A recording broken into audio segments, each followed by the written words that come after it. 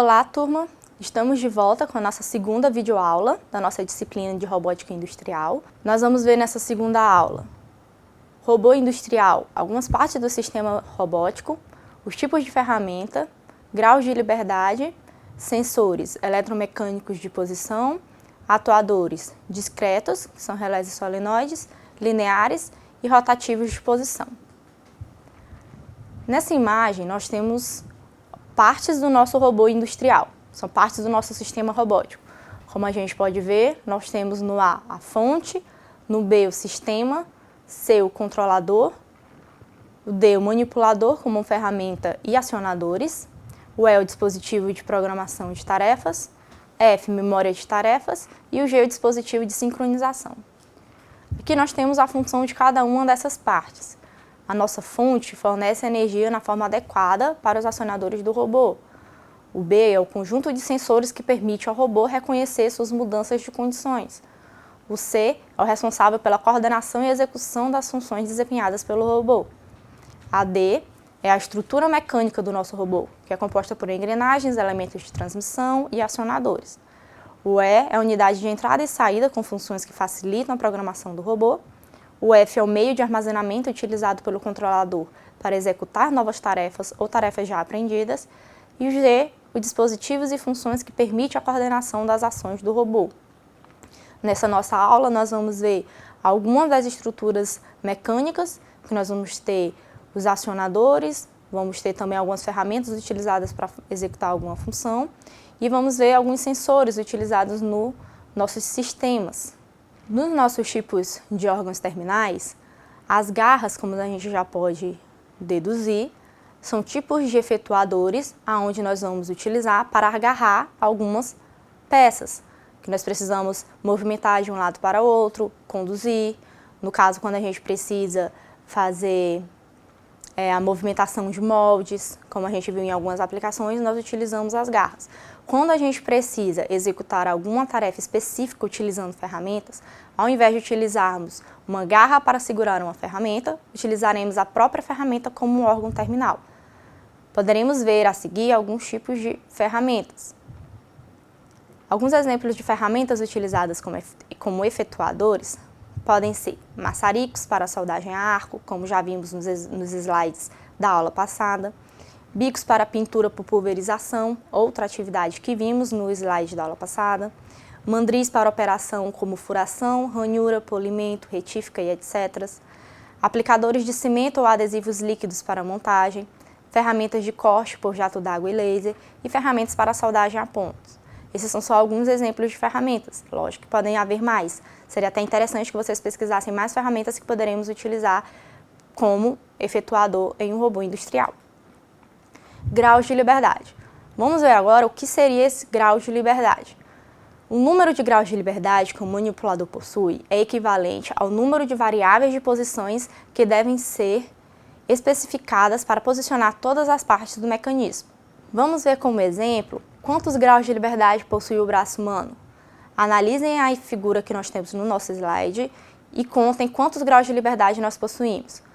Sem contar as juntas da mão, nós possuímos 7 graus de liberdade no nosso braço. Pela imagem, vocês conseguem ver qual é cada um desses tipos de movimentos que nós conseguimos realizar com o braço humano. E esses são os graus de liberdade do nosso braço.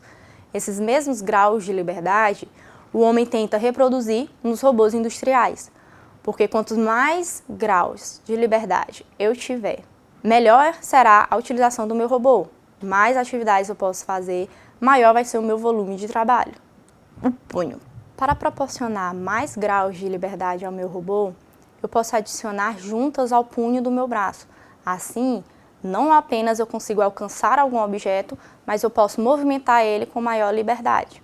Como, por exemplo, na posição 1, nós podemos perceber que o meu efetuador, que é a minha parte final, o punho do meu robô, ele se localiza na mesma posição. Ele não alterou sua posição, entretanto, a sua orientação está diferente.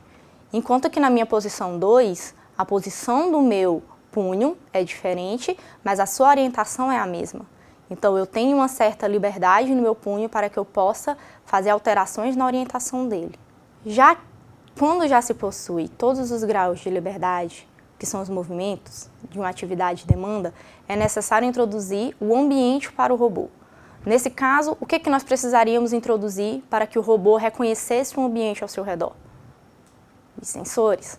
Os sensores são transdutores, ou seja, eles convertem grandezas físicas em sinais elétricos correspondentes. Eu tenho o meu ambiente conversando com o meu robô. É exatamente essa grandeza física que é convertida pelo meu sensor em sinais elétricos.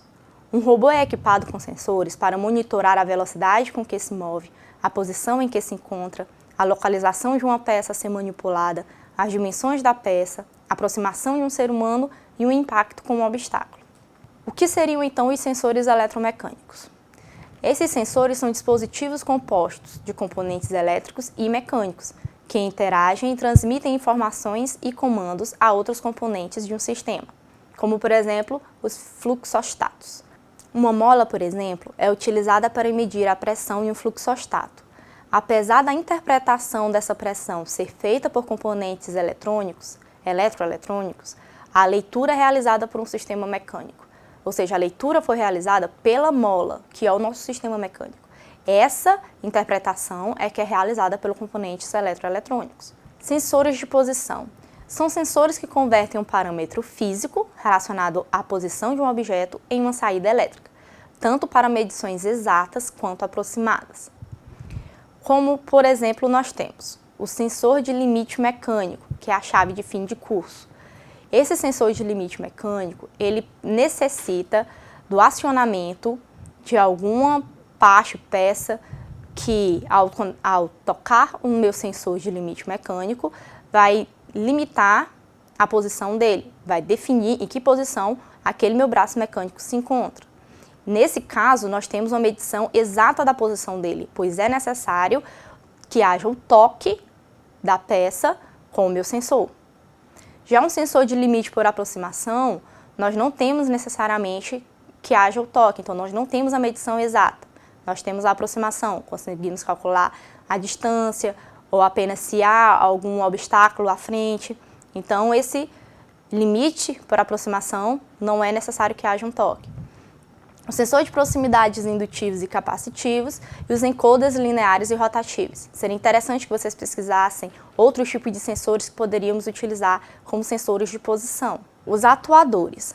Os atuadores do corpo humano são os músculos, pois são os responsáveis por gerar os movimentos nas diversas partes do corpo. Então, o que seriam esses atuadores nos nossos robôs? Nos robôs também há necessidade de unidades de acionamentos, que são esses atuadores, que proporcionam o movimento das juntas nos braços mecânicos. Esses atuadores podem ser divididos em dois tipos, os eletromecânicos, que são motores, e os hidropneumáticos, que veremos mais a seguir. Existem também alguns atuadores discretos, que nos casos são os relés e solenoides. Para o acionamento de determinado movimento, alguns componentes eletrônicos podem ser utilizados. Esses relés são chaves eletromecânicas. Quando uma corrente elétrica passa por um relé, o movimento mecânico abre ou fecha o circuito, permitindo ou não a passagem de energia. Então, são chaves eletromecânicas. Um solenoide também é chamado de eletroímã. É uma espécie de bobina eletromagnética. Esse eletroímã, quando a corrente passa por ele, gera um campo eletromagnético que vai permitir a fechada ou abertura do meu circuito. Então, são tipos de componentes eletrônicos utilizados para acionar algum movimento, permitir alguma conexão para que haja um movimento no meu robô. Atuadores lineares. Os atuadores hidropneumáticos movimentam-se devido à pressão de um fluido. Se for líquido, água ou óleo, são atuadores hidráulicos. E se for um gás, ar ou qualquer outro, são atuadores pneumáticos. O cilindro, por exemplo, é normalmente um atuador linear. Existem alguns tipos de cilindros que podem ser utilizados como atuadores rotativos, mas normalmente é utilizado como atuador linear, como por exemplo esse da imagem. Nós temos um cilindro sendo utilizado apenas como um atuador linear, fazendo apenas um movimento linear. Os atuadores lineares podem ser do tipo cilindro de ação única, o cilindro de ação única com mola de retorno, onde nós temos uma mola auxiliando o retorno do meu cilindro, do meu pistão, cilindro de ação dupla com eixo único, e um cilindro de ação dupla com eixo duplo. Os nossos atuadores lineares possuem como fonte de força a válvula. Ela é que fornece o líquido ou gás sobre a minha pressão controlada. Há 2 tipos de controle e um tipo de válvula para cada um. A válvula direcional, atuação on-off, que é aberta ou fechada, onde um solenoide ou eletroímã abre e fecha a válvula para essa ação única. E nós temos também a válvula proporcional, possui uma ação contínua. Um sinal elétrico variável pode fazer com que o fluxo de fluido varie continuamente, mantendo uma regulagem constante e linear, ou seja, não há minha abertura e fechamento, há sempre um fluido continuamente rolando e de forma controlada. Os meus atuadores rotativos de posição, eles são atuadores eletromagnéticos. Os mais comumente utilizados em braços mecânicos são os motores CC, DC Motors ou motores de corrente contínua, e os motores de passo. Vamos ver mais profundamente os motores CC. Nos motores CC, um condutor percorrido por uma corrente elétrica sofre o efeito de uma força que tende a movimentá-lo, se estiver submetido a um campo magnético. Como a gente pode observar aqui, como ocorre o nosso funcionamento do motor de corrente contínua.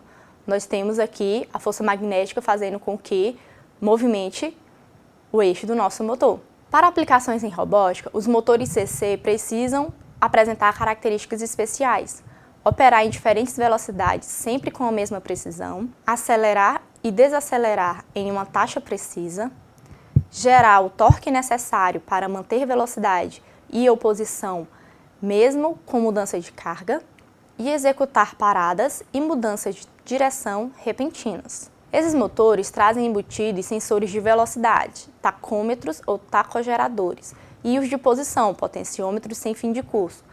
É como a gente pode definir exatamente a posição em que está o meu braço, exatamente porque o motor é responsável pelo giro do meu braço. Podemos apresentar aqui como um resumo da nossa aula que os acionamentos eletromagnéticos é melhor em aplicação de alta precisão de posição, transferências de cargas médias em ambiente pequeno bastante para não suportar reservatórios de ar ou óleo. O acionamento hidráulico é melhor em aplicações de transferência de cargas grandes, precisão média em localização e velocidade, e o acionamento pneumático é melhor em aplicações de baixa precisão, baixo custo, altas velocidades e transferências de carga médias. Essas são referências que nós utilizamos para a elaboração dos nossos slides e nós nos vemos na próxima aula.